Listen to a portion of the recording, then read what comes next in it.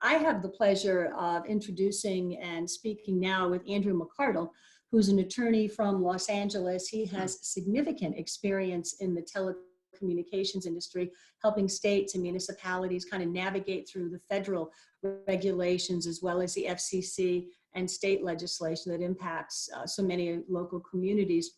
We will discuss some best practices. We'll look at some policies that we already have here in Rhode Island. One, a broadband regulation that was passed in 2009. We'll also take a look at the small cell deployment that we passed in 2017. And I think, Andrew, I want to thank you so much for taking time and zooming in from California. It really means a lot. This is the great thing about Zoom. You know, you can be anywhere in the country, in the world, and here we are. So welcome to Venture Cafe and to Rhode Island. Thank you, Andrew. Just to set the table, I'm not sure how long he's been in this conversation. Rhode Island now is one of only 2 states, as we've mentioned, in the country that does not have any broadband coordinator or a state advisory council. It was a piece of legislation that I put in this session with the help of my colleagues, Ashley, Daniela, and Allison, to create that kind of advisory council. We do have the 48 strands of fiber optic in Rhode Island, the hospitals, the libraries, the meds and eds, very well connected, but we have to figure out how we get our businesses and residents on the on and off ramps to connect with all of that. So your experience, Andrew, in working with other states, why is it so important for state leaders to really take on this responsibility of broadband policy? Sure. Yeah, and thank you everyone for having me. Just again, quick background. We I work with a lot of local and county governments, many in California, but across the country. I'm not barred in Rhode Island, so obviously, I can't give legal advice today, but I hope to use the insight I've gained from working with all those clients and dealing with a lot of the federal regulations to inform the discussion, hopefully provide some good input. I think that when you talk about how effective or important it is for a state government to take part in developing this policy, I look at it at 2 levels. So with respect to in comparison to the federal government, I think that the state's going to have a much better and deeper understanding of the challenges of its localities and of its citizens, right? It's very hard for the federal government to obviously know as much about Rhode Island as y'all do. So that's going to help you really tailor that policy and provide guidance that's targeted to your actual state. And then in comparison to local governments, when you're dealing with such a highly technical field as telecom, sometimes local governments lack the resources, right? The staff availability, expertise, or funding it takes to really do the research needed. So the states, with just having naturally more resources than a lot of local governments, can be better suited to gain the expertise needed kind of craft the meaningful and effective policies and legislation that I think you're looking for. Well, without any broadband oversight, we in Rhode Island sort of defer to the FCC, Right. as you mentioned, to their guidelines and their standards. What kind of an impact does that have on Rhode Island specifically? Well, I should note, to some extent, you are a bit boxed in by what the FCC does in a lot of regards. Now, in certain instances, the FCC just completely preempts local government authority, and state government authority. An example quickly would be radio frequency emissions, which I know, at least out here, is a very hot topic, potentially everywhere, as we talk about, cellular antenna installations. The federal government has said long ago that is completely in their purview, and local governments are not allowed to regulate based off of the environmental or health effects of those emissions if they comply with federal standards. So some instances, the federal government has completely preempted the field. In other instances, they may limit local authority. But you can be more restrictive where you're not completely preempted. So you're a bit boxed in by what you can do by the federal government, and at the same time, having a clear state policy can provide guidance to localities who are trying to implement this right on a local level and figure out how to best handle it. Not to go on too much of a tangent, we'll probably get to it, but there's, for example, a recent FCC order dealing with small cells, which we'll talk about, is currently the subject of litigation, partially because some of the regulations either overstepped or were unclear. And if there's a clear state interpretation or policy, then that can sometimes help towns and cities who aren't really able to interpret it as well themselves. Rhode Island doesn't have a lot of broadband legislation. I did send you, we sent you two bills. Yep. One, it was regulated in 2009. It was called the Broadband Deployment and Investment Act in 2009, and I think you've read that. Can you explain what that means to those who are listening and watching right now, and how it really impacts Rhode Island's ability to improve internet accessibility, the speed, and the cost? Because in some ways, I think that legislation may hamper us. Sure. So yeah, this reading over that act, this is something that a number of states did, I think, taking cues from the federal government and some FCC orders that have kind of evolved, but are some of which is currently the subject of litigation. So we'll see what happens on that front. But numerous states did implement some very similar type of restrictive legislation. Some of them had like sunsetting provisions. So California's is no longer in effect. With regard to regardless of the reason, I guess it came to be, it is quite restrictive. It's talking about the regulation of VoIP, or voice over internet protocol, and IP enabled services. That the scope of its definition of IP enabled services is a bit unclear from reading it. However, that's usually dealing with a lot of services on the internet.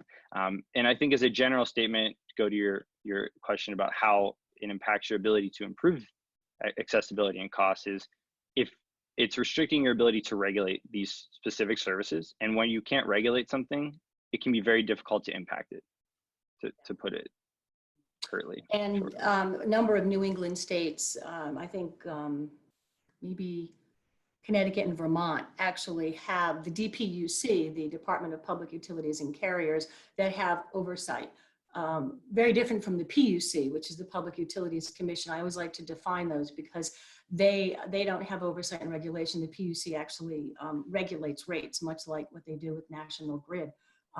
But the legislation that you're talking about that Rhode Island has, is it common in most states, or is that just, like, as we say here, a Rhode Island thing? No, a good number. I don't know how many, but there are a good number of states that had very similarly worded and similar legislation. Like I mentioned, some like California had a sunset clause, so they're no longer in effect. There is federal regulations on that topic, but I think probably a good number of those still have them do have them on the books. One thing I think that is hard in trying to explain and educate people about, because it's a very complicated and confusing thing when you talk about internet, because people say it's like electricity. You turn on the switch and there it is. You know, I have my Peloton bike, the kids can have Netflix, so everything seems to be working just fine. But Andrew, can you talk to speed? Because what is the minimum, 25 megabytes per second? I mean, you couldn't possibly run a house on that, never mind a business. So I want to talk about how, you know, we really need more than what we're getting, but how do we access that? I know, how do we engender the competition, you know, to get lower prices and greater access?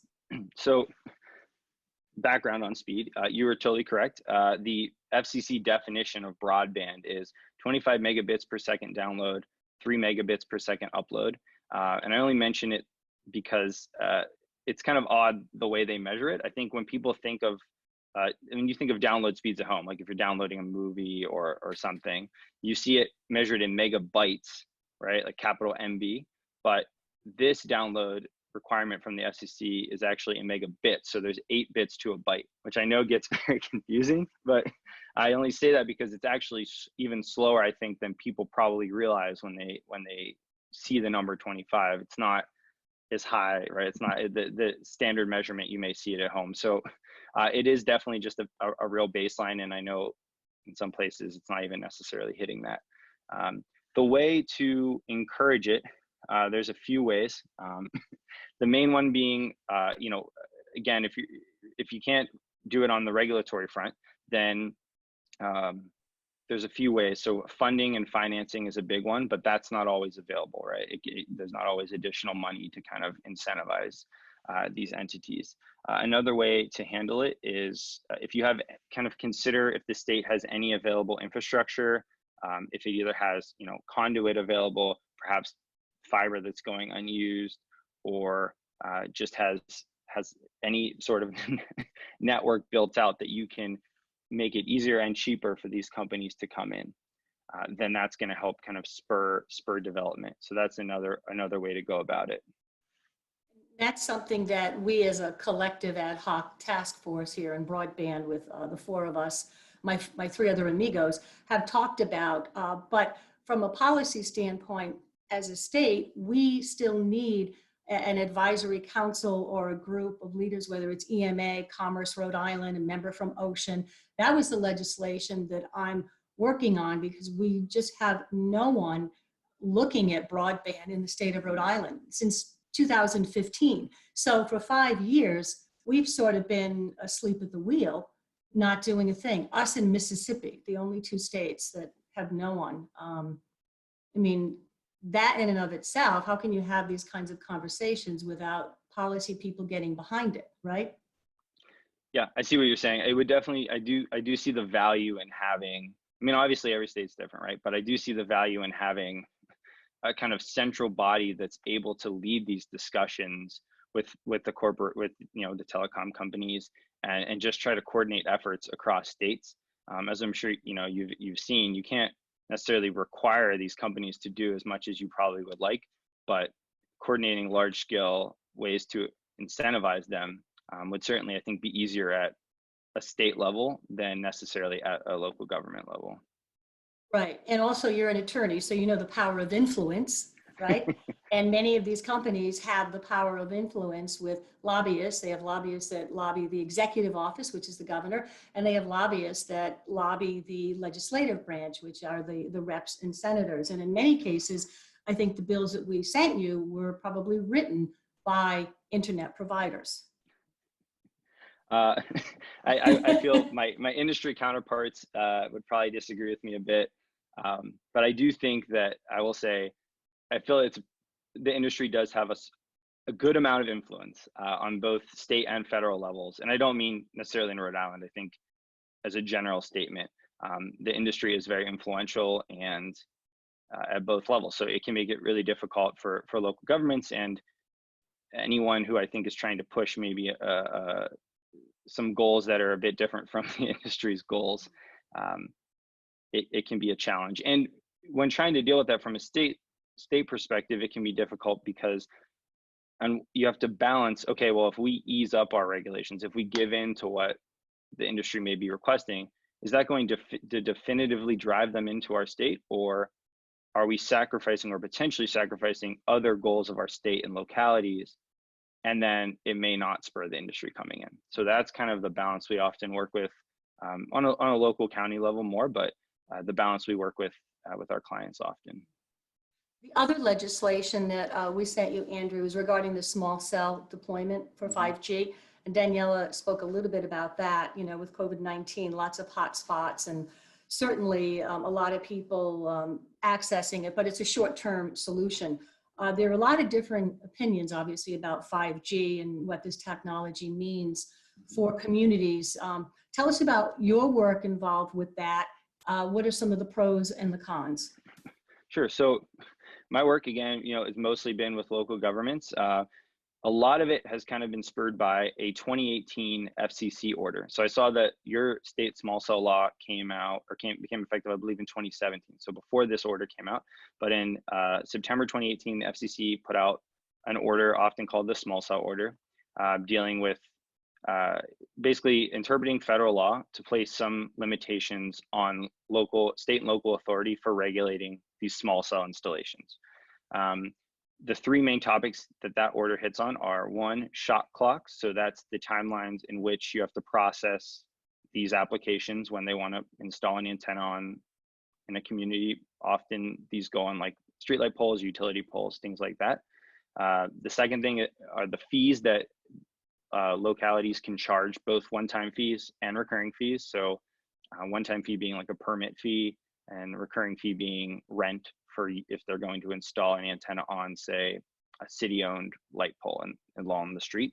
And then the third thing was setting restrictions or regulations or requirements for any aesthetic standards, design and development standards that a locality may want to impose on small cell installations. So those were the big topics that the order touched upon. And so we've been working with local governments as a result of that to help them update their permitting processes, establish design standards, right? So you want to protect the aesthetics of these communities and make sure you can process the applications quickly enough due to those new shorter shot clocks. And some of those topics I also saw addressed in the state small cell bill, which I think could probably, since they don't necessarily line up with the order that came out later, could cause some some difficulties or troubles for localities trying to make sure they're complying with all applicable laws. In general, some of the pros of small cells are that they are smaller in size than your traditional macro towers, right? Like the big lattice towers or singular poles you'll see in utility easements or on private property. So they're a bit more discreet in that regard. If the city can develop good design standards and work with the industry, they can be relatively well camouflaged, and they can provide pretty fast speeds, especially the 5G, high band fast 5G that everyone thinks about. But I should note that these antennas can also be 4G, doesn't necessarily have to be the high speed 5G. Some of the cons to those, or some of the concerns we hear raised, if the design standards aren't great, then the installations don't always look very good. If a town has very decorative light poles and they don't properly word their code, then you may not like an antenna just getting plunked on top or on the side of the pole. They don't have a lot of reach, usually somewhere in the 500 to 1500 foot range, so it can require quite a few of them to be installed along the street. And I think those are probably the main negatives that come up a lot. What about some of the health concerns? The So, bill clears the land for 5G, so we could have the best connectivity, but will there be some health ramifications down the line? So this topic comes up very frequently in many communities. This is an instance where, like I had mentioned briefly earlier, the federal government has really taken over. So in the Telecommunications Act of 1996, the federal government clarified that state and local governments cannot regulate wireless installations based off of the environmental effects, so including health effects, of wireless antennas, as long as those antennas comply with applicable FCC regulations. So in short, the FCC sets the emission standards, and cities and counties can basically just confirm that the installation is going to comply with those emission standards. They can't regulate them saying, well, even though this meets the FCC standards, we're still concerned about the health effects. In the same regard, and this will come up a lot with small cells, or it has, sometimes members of the public will voice concerns if a small cell antenna is going to be too close to someone's home or too close to a school. And we always have to remind them that you cannot regulate the location just based off of the health effects of these antennas or perceived health effects of the antennas.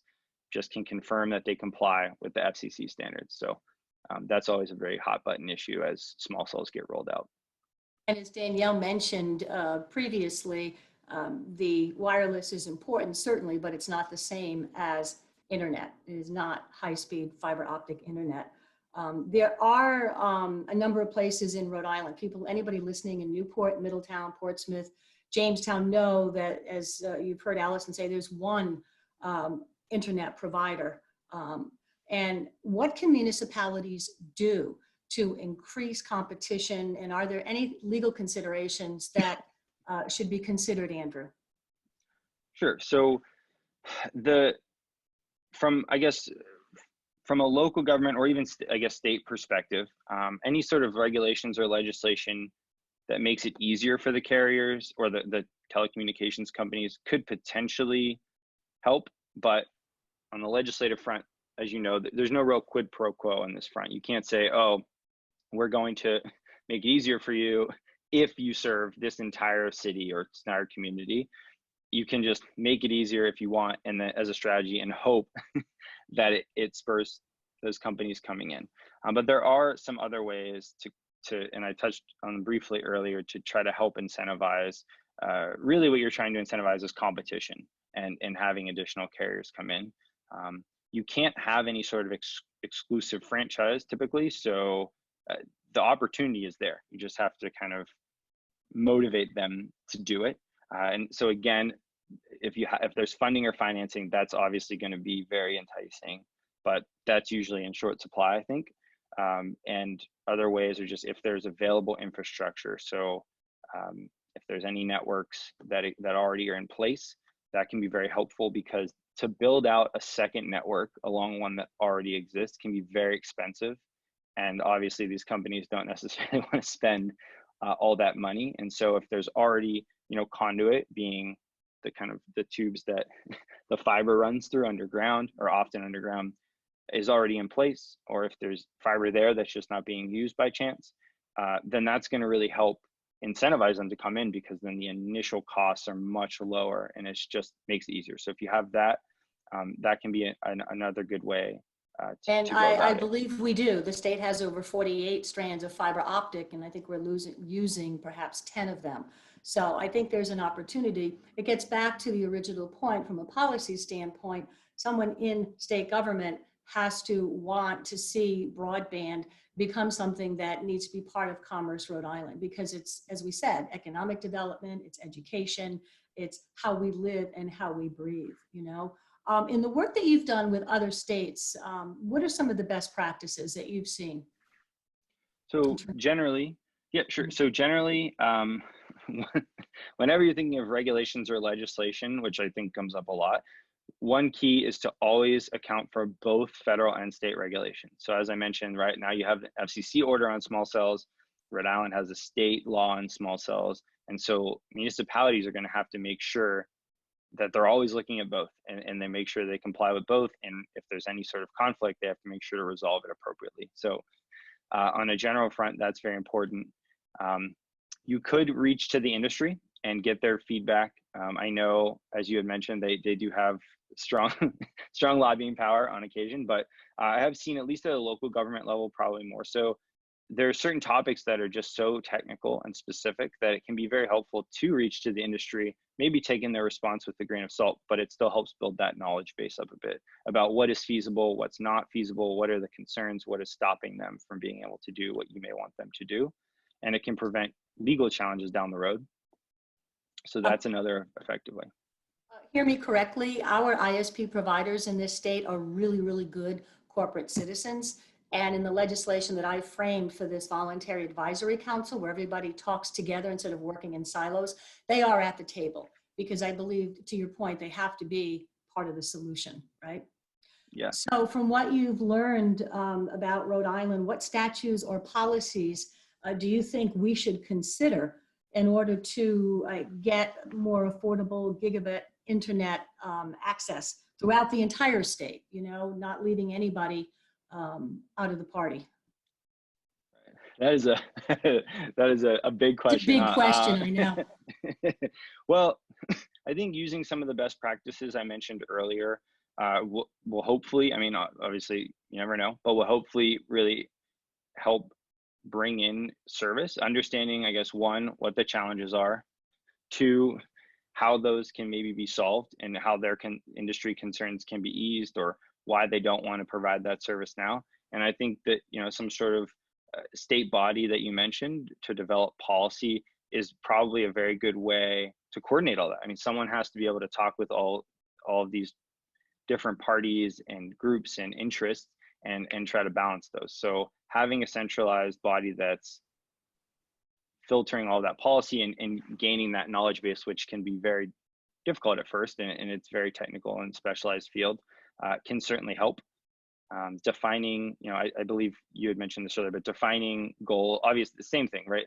In the discussion from it, you can define goals, perhaps phases of how you want to build everything out. I mean, doing it simultaneously throughout the whole state is obviously going to be very hard, but I think some sort of just talking to the industry and helping kind of figure out a plan. If you do entice them to come in, okay, now that you're in, how can we practically roll this out or build this out? How's that going to work?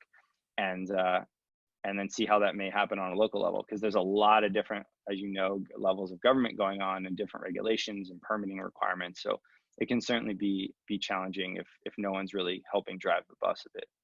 The good news, Andrew, is we are Rhode Island, we're not California. And we are a test market for many, many products. So I think this is something that we need to continue as a policy moving forward. Not unlike the work I did with renewable energy in the state back in 2008, when we were a laggard. And now today, 2020, you know, we're now a leader in solar and a new other in renewable energy. It just takes time, it takes pushing. I just want to say thank you, Andrew, so much for joining us. Andrew McCardle, an attorney in Los Angeles, California, who has significant experience in the telecom industry, and as I said, works with states and communities. And now I have a resource to call. And I know you're not legally able to practice here in Rhode Island. You haven't taken the bar, but I just want to say thank you for joining us in this conversation.